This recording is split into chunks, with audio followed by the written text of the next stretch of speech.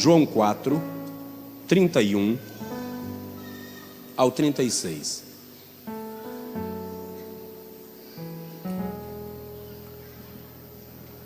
E entretanto, os seus discípulos lhe rogavam, dizendo: Rabi, come. Então os discípulos, porém ele lhes disse: uma comida tenho para comer, que vós não conheceis. Então os discípulos diziam uns aos outros: trouxe-lhe porventura alguém de comer? Jesus lhes disse: a minha comida é fazer a vontade daquele que me enviou e realizar a sua obra. Não dizeis vós que ainda há 4 meses até que venha a ceifa? Eis que eu vos digo: levantai os vossos olhos e vede os campos ou as terras, que já estão brancas para a ceifa. E o que ceifa recebe galardão e ajunta fruto para a vida eterna, para que, assim o que semeia como o que ceifa, ambos se regozijem. Você pode dizer amém? Diga comigo: Senhor, em 10 minutos, faz na minha vida um milagre para a minha vida toda. Amém. Irmãos, o ministério de Jesus começou a crescer, desponta e ganha fama. Consequentemente, também ganha inimigos. E ele começa a ser perseguido pelos fariseus e saduceus de toda a região de Jerusalém. Por conta disso, o texto menciona, no versículo 3, que Jesus saiu da Judeia e foi para a Galileia. E o versículo de número 4 diz que era-lhe necessário passar por Samaria. Esta expressão, era necessário, não se deve a uma questão geográfica. Jesus tinha outros caminhos para ir à Galileia sem passar por Samaria. A expressão era-lhe necessário deve-se à universalidade do Evangelho. Todos os povos precisavam ser alcançados pelo Evangelho. Todos os povos precisam ser alcançados pelo Evangelho. E quando Jesus para em Samaria, junto ao poço de Jacó, ele desenvolve com uma mulher samaritana um diálogo de ordem, de caráter evangelístico. Nós conhecemos um pouco daquele diálogo de Jesus com aquela senhora. Quando os discípulos chegam, visto que eles haviam ido comprar o que comer, e encontram Jesus conversando com uma samaritana, e considerando que judeus e samaritanos não se comunicavam, principalmente um homem com uma mulher, eles estranham e começam a dizer a Jesus: nós trouxemos comida, vem comer logo. De repente Jesus diz: eu tenho uma comida para comer que vocês não conhecem. Com esta expressão e com os versículos que nós lemos, Jesus começa a nos ensinar 3 formas sob as quais Deus quer que enxerguemos a obra missionária. 3 perspectivas de Deus sobre a obra da evangelização.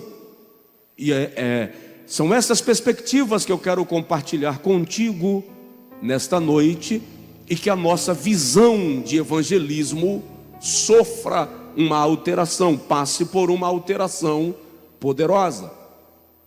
Antes, porém, deixa eu te dizer uma coisa, antes de falar das 3 perspectivas de Deus para nós sobre a obra missionária, é que quando nós folheamos a Bíblia Sagrada, tem 2 coisas que me chamam muito a atenção. A primeira é que Deus sempre investiu em missões. Ele sempre levantou homens e mulheres para representá-lo na terra, onde quer que chegassem. Porque Deus tem interesse de ser representado por aqueles que professam o seu nome. Vamos começar falando de Abraão. Sai da tua terra, da casa do teu pai, do meio da tua parentela. Onde Abraão passava, Deus ia sendo conhecido. O Êxodo é uma ação missionária onde os hebreus iam passando, Deus ia se tornando conhecido. Todo o relato bíblico é uma revelação de Deus se manifestando aos homens para tornar-se conhecido dos homens e salvá-los. No Novo Testamento, a igreja primitiva é uma igreja que investe em missões. Jesus declarou: ide por todo mundo.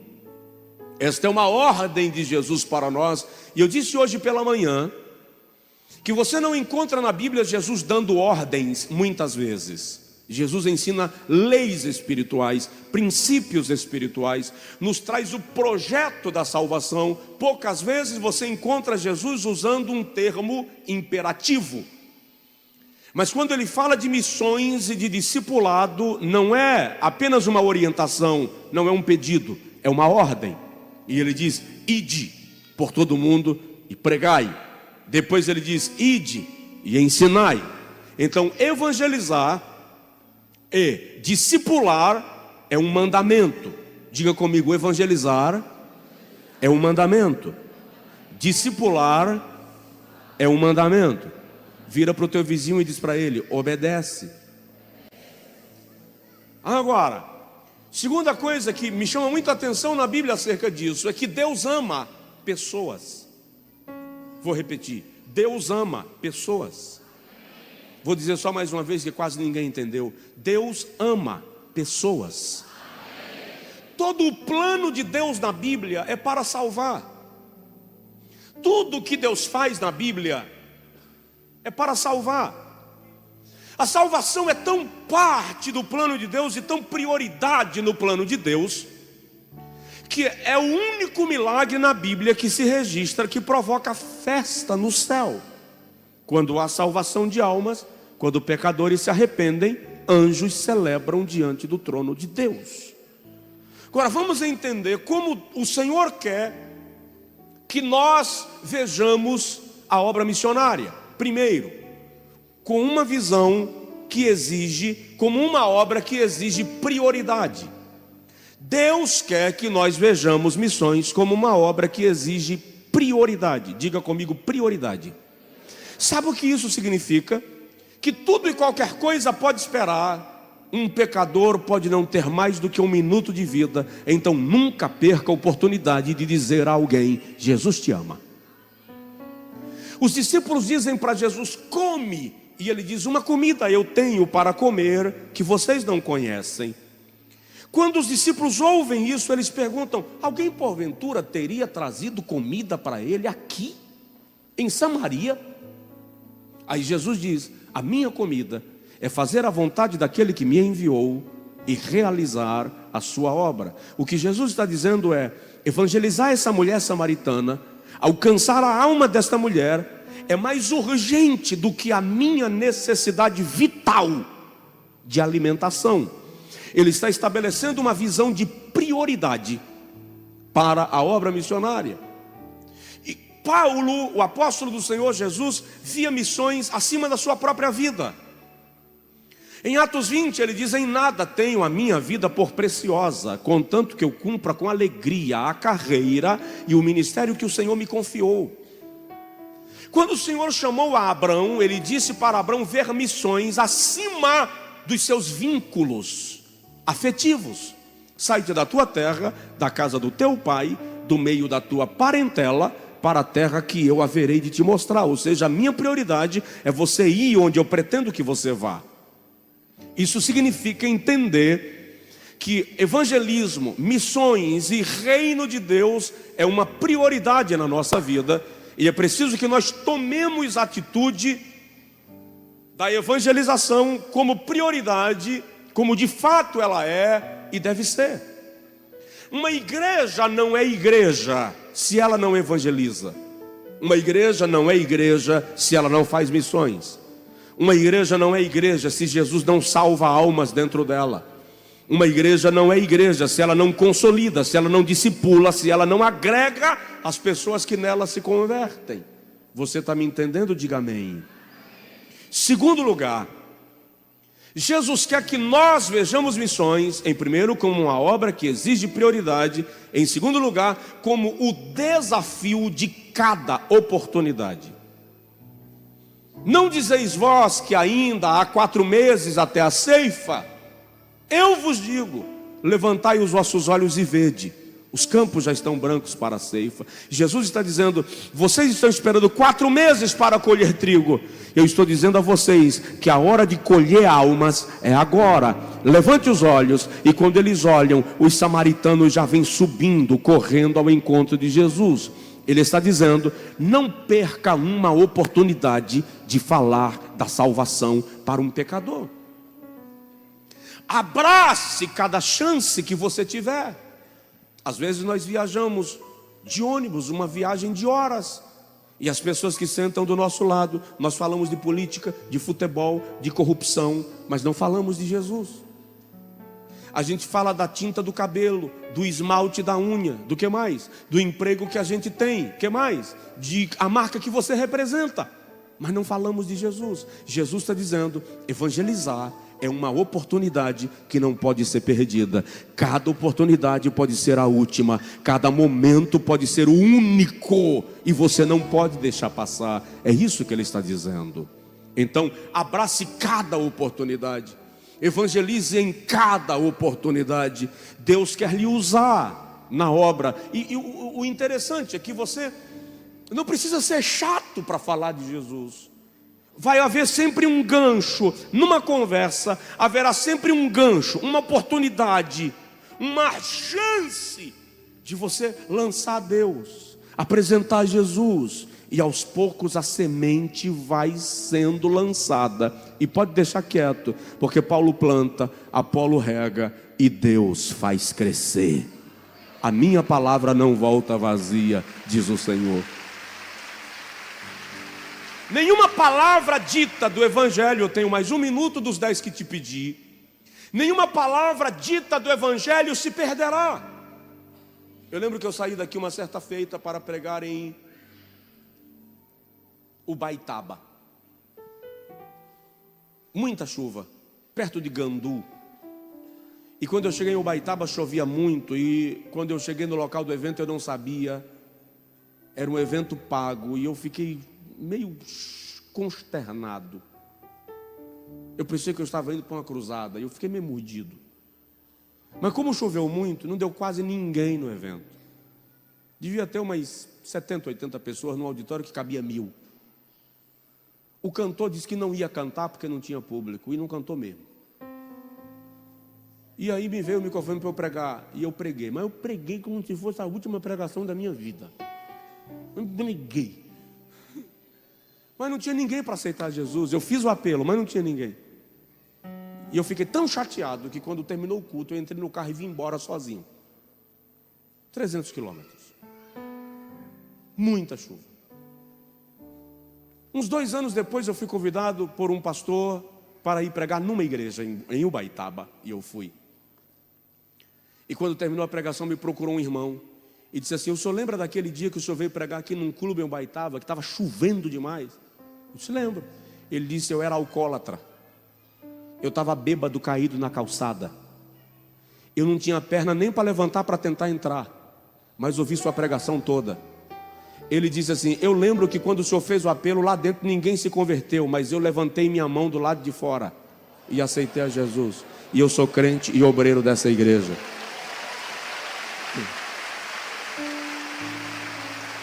Nunca uma palavra do Evangelho que você lançar vai se perder. Nunca. Nunca uma palavra do Evangelho que você lançar se perderá. Ela vai gerar resultado, porque o Evangelho é poder de Deus para a salvação de todo aquele que crê. Você pode dar glória a Deus?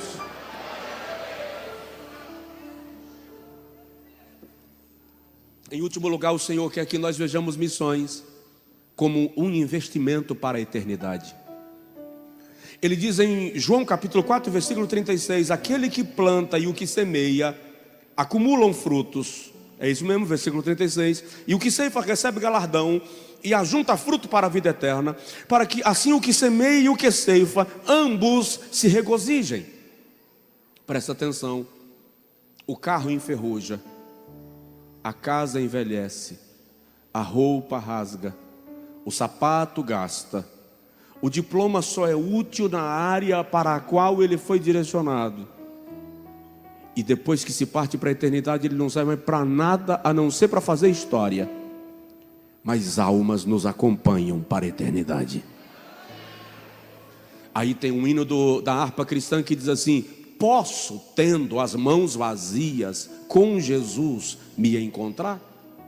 Nada fiz e vão-se os dias para o Senhor me apresentar. Ou seja, o maior investimento que nós podemos fazer é em vidas, em almas.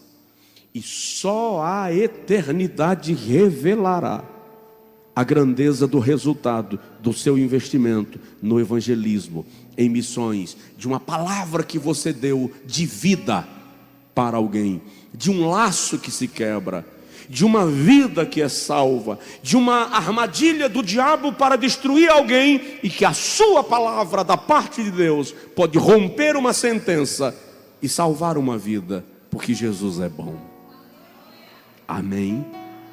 Nós precisamos olhar para missões como uma obrigação nossa, como um dever nosso. Eu estava uma certa feita no Largo de Osasco evangelizando, um jovem passou e eu dei o folheto, ele bateu na minha mão e foi embora. E eu gritei para ele: Jesus te ama. Ele parou, voltou de costas e falou: é coisa de crente? Eu disse: é coisa de crente. Ele disse: eu quero ouvir.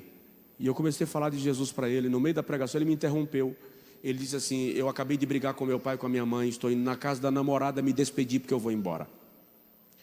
Eu aceito Jesus como Salvador com uma condição. Eu disse: diga, se você voltar comigo agora na casa do meu pai para evangelizar também meu pai e minha mãe. Tudo bem, ok. Onde você mora? Ele disse: Vila Iara. Na época Vila Iara era o bairro nobre de São Paulo. E eu perguntei para ele: como é que eu vou para tua casa? Eram 2 horas da manhã. O cara acabou de brigar com o pai e a mãe, quer que eu vá na casa dele 2 horas da manhã, gente? Falei: deixa para amanhã. Ele disse: não, se você deixar para amanhã eu vou embora. E eu aceitei ir na casa dele. E é interessante porque quando ele entrou acordando pai, mãe e irmã, o pai dele levantou e disse: seu vagabundo, você além de fazer aquela palhaçada ainda traz um compasso a ser, um safado como você. Mas culambou. Aí ele falou: não pai, isso é um pregador que me encontrou ali na rua. Resumindo, eu comecei a conversar com a família 2 horas da manhã, preocupado com o horário. Quando eu ia parando, ele dizia: não, fala mais um pouquinho. 4 horas da manhã, a família inteira estava ajoelhada na sala da casa, aceitando a Jesus como Salvador. O tempo é hoje, o tempo é agora. Fica de pé, por favor, em nome de Jesus. Nós precisamos fazer algo por vidas. Amém? Nós precisamos fazer algo. Eu quero orar contigo agora. E nesta oração eu quero que você diga a Deus: me usa da forma que o Senhor quiser, me torna útil no teu reino. O Senhor pode fazer de mim um poderoso instrumento para a tua glória e para a salvação de almas. Amém? Pai, nós não somos nada sem ti. E a sensação que eu tenho hoje é que nós somos apenas torrões enviados para angariar pérolas, porque almas são joias que o Senhor quer salvar. E eu quero pedir: Senhor, nos usa como intercessores, nos usa como investidores, nos usa como pregadores, mas nos usa. Nós queremos almas. Nós queremos ver jovens convertendo-se a ti, adolescentes, homens, mulheres, não importa em que nível da sociedade esta pessoa está. Nós queremos ganhar almas. Abre nossa mente e visão e cria oportunidades para que sejamos missionários, evangelizando alguém, seja em casa, seja no trabalho, seja na escola, na faculdade, no ônibus, no táxi. Nos usa, apodera-te de nós. Não deixa que sejamos, Senhor, frequentadores de igreja. Nós queremos ser multiplicadores do teu reino. Nós queremos ser instrumentos de expansão do teu reino. em nome de Jesus Cristo. E eu quero começar pedindo, Senhor, que esse milagre comece acontecendo na casa dessa pessoa. Hoje é o dia 30 de abril, amanhã 1º de maio. Agora no mês de maio, Senhor, mês da família, eu quero pedir a salvação do pai desta pessoa. Eu quero pedir a salvação da mãe. Eu quero pedir a salvação do filho, da filha, do genro, da nora. Eu quero pedir a salvação do neto, da neta. Senhor, eu quero nesta noite declarar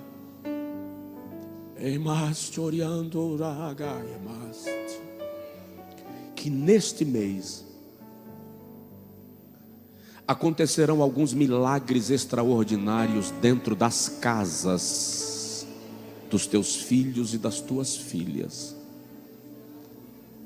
Algumas coisas vão se mover pelo sopro do Senhor dentro da casa desta pessoa. Não vou direcionar, Senhor, porque tu sabes que as necessidades são diversas e são particulares. Mas o Senhor vai agir dentro das casas, das famílias que estão aqui, que estão acompanhando este culto. O Senhor vai agir, porque eu sinto da parte do Espírito Santo que o Senhor está declarando nesta noite uma ação de milagres dentro das famílias ao longo deste mês, em nome de Jesus. Faz isto para a tua glória. Faz isto para a tua glória. Teimai labashoas tianjuaga.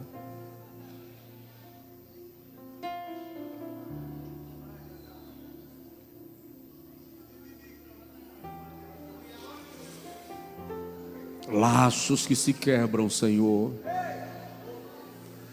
Sentenças que são rompidas nesta noite. Filhos que são recuperados, restaurados. Aquela pessoa que foi embora e não disse para onde, desapareceu do mapa. Crianças desaparecidas.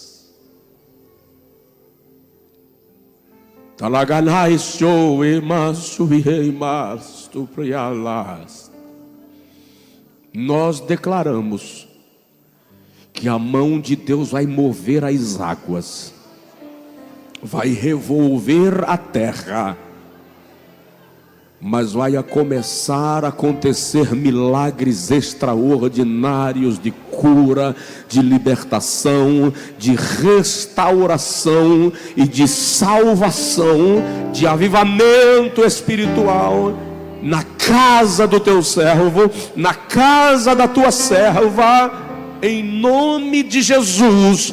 Só quem crê e recebe, diga amém.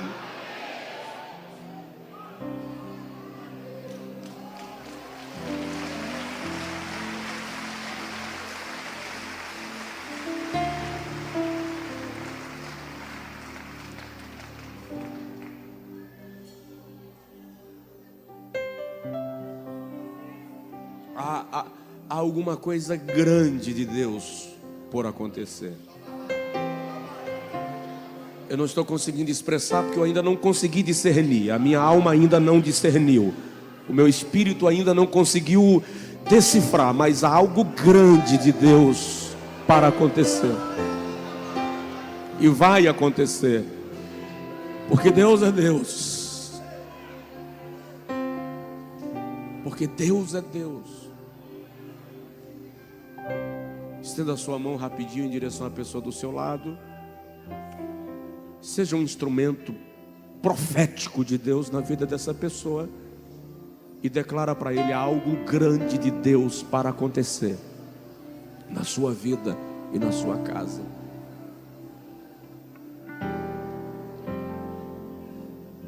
Enquanto